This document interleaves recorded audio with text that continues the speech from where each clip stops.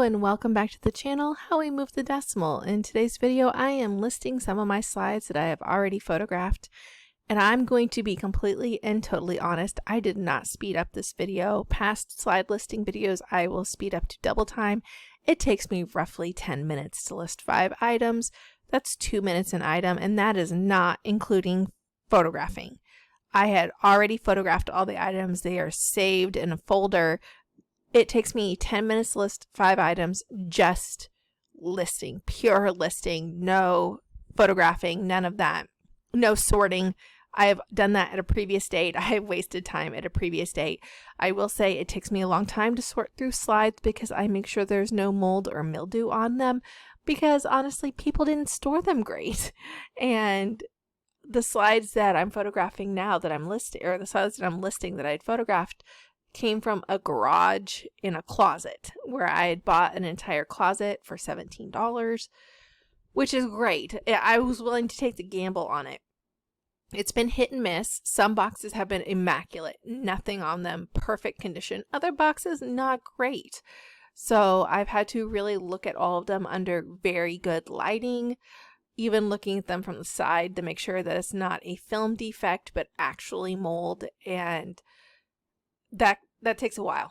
So for me to photograph these slides, prep them for listing, and photograph them probably takes around 6 hours to do, maybe 10 to 15 lots. And each lot has roughly 100 slides in it. So I can do around 1,500 slides in 6 hours.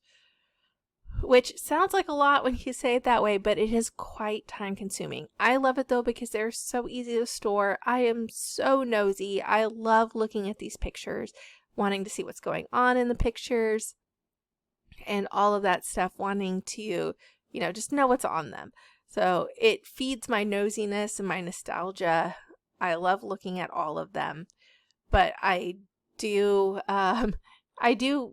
even spending all that time and being as careful as possibly can, I do find issues. So in this video, if you see me when I do the custom SKU number, there's a couple of them where I say check slides or pull 3 slides.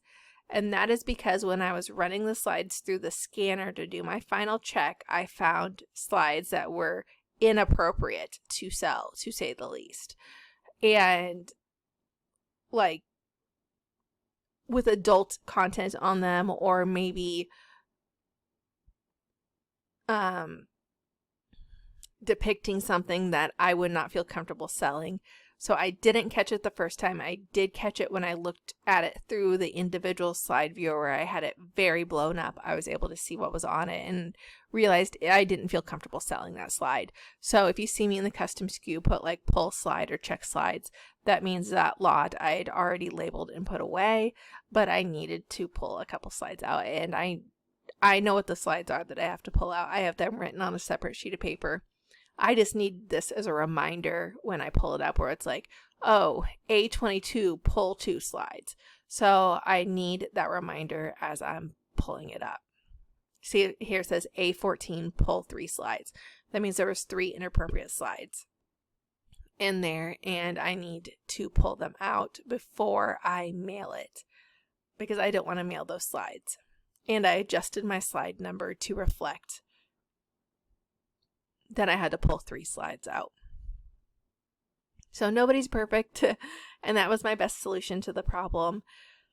If I happen to run across these slides, which honestly I just sold the A18, so I should have, an A14 was in the same box. I should have just pulled the 3 slides while I was thinking about it, but I didn't.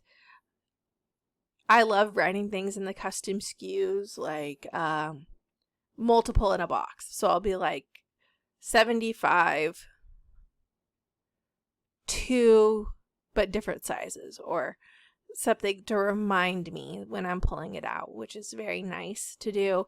Also, I finally labeled these with numbers and stuff, where before I was just using the titles, which took me a long time, because now I know like all the 300s are in one spot, all the 400s in one spot, all the 500s. Now I know all the A's are in one spot. So And the reason I labeled those A's is because they were actually from a different lot. So anything labeled A came from a different estate sale. So I was trying to separate. So, and I keep saying so, I'm so sorry. I'm tired. But I try to separate what estate sales I got them from. That way I know if I got my money back or what was most profitable. Stuff like that. I was separating them by numbers, but that became very difficult, so I decided I'm just going to do it with an alphabetical letter in front. So this one was A. The next lot I buy would be B, but right now I still have like 6 or 7 boxes from A lot to go through that I have not photographed, which honestly is great. That means I have stuff to photograph, I have stuff to list. This is very much a I'm going to go cry in my house type problem. This is not a problem. This is not a real problem. It's just that, hey, get your crap together and figure this out problem. Now, again, I'm deleting the photos where it's got the title of what I was listing. And that's how I just figure it out when I'm photographing, because as you can tell, all of these slide locks look the same. So if I didn't have the labeling picture in there, then I would get very confused. I always put a picture of the like little label card I put into the box with the slides, so I know what it looks like and what is on it. And a lot of times those labels, I'll fill out the title and then I'll fill out the number when I get done. This was actually kind of cool. This lot here, it's the camping and bears and garbage. There are bears on top of like just playing on top of garbage, which I just thought I was entertained by it, if nothing else. So I wanted to mention that because I found it an entertaining slide and someone else might want pictures of bears and garbage. So I always, if something pops out at me, I will put that on there. Otherwise, it is just pictures of camping. And technically, I'm pretty sure the bear pictures were taken while camping. So that works. I wouldn't have to enter the bear pictures in the title, but someone may want bears playing in garbage, so I entered that in the title. I will say this lot of slides is different than the other lots. It's older or younger. Yeah, it's younger. So the other slides were a lot of 50s and 60s. This is a lot of 70s. I'm getting like maybe late 60s in a couple of them, but most of them are 70s, which is slightly younger when it comes to vintage.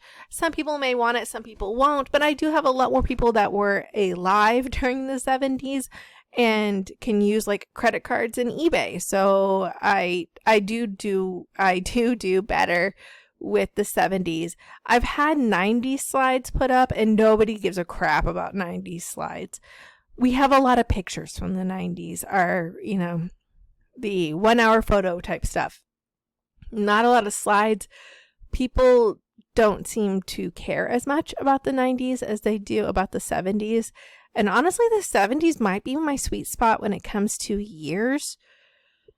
The 50s, depending. If there's cars in it or if it's military, then the 50s I will have people. Scouts, I sold some like Boy Scout slides from the 50s. But in general, the 70s tend to like sell really well. I just sold I don't know if I get to A18 in this video. When I get to A18, I will tell you about it, and because I just sold it. I will say a lot of these times I just pull whatever. Okay, we're on A16. I think A18 is the next video, so I'll talk about A18 in the next video. I did sell a lot of souvenir slides. So when you used to go places, you could get like slides, like little slide boxes. They tend not to fare well. A lot of them have discolored, turned red, or faded. With that, someone may still want them, but I sell them heavily discounted. I just sold a lot of 200 souvenir slides for $15, which is incredibly cheap for the amount of slides you're getting. Honestly, they got a whole slide box too. So they're probably, you know, the slide box itself was probably worth $15 that I mailed the souvenir slides in. But I will do that, or I'll lump years together. So if like I'm doing a lot and it's just like people and holidays and random day-to-day life stuff, maybe family reunions, I will put like 1971, 200 slides.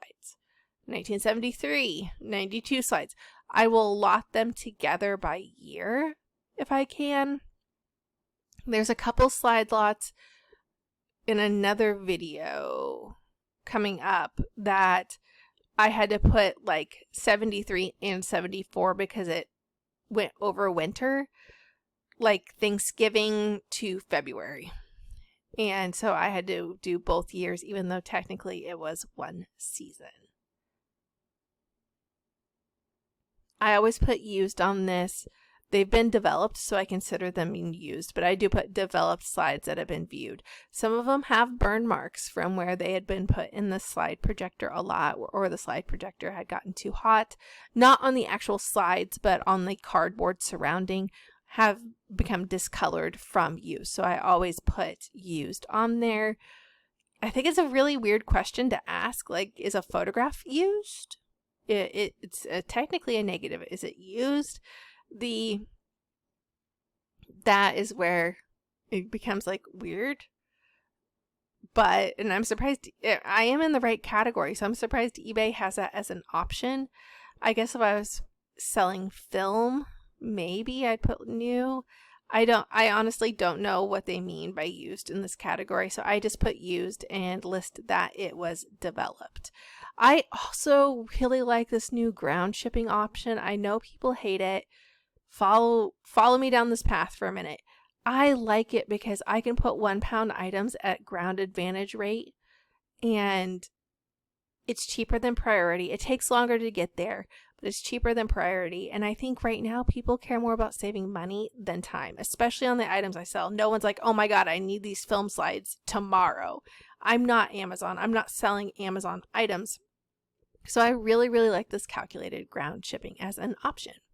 Thank you for watching my video. Please like and subscribe and have a wonderful day.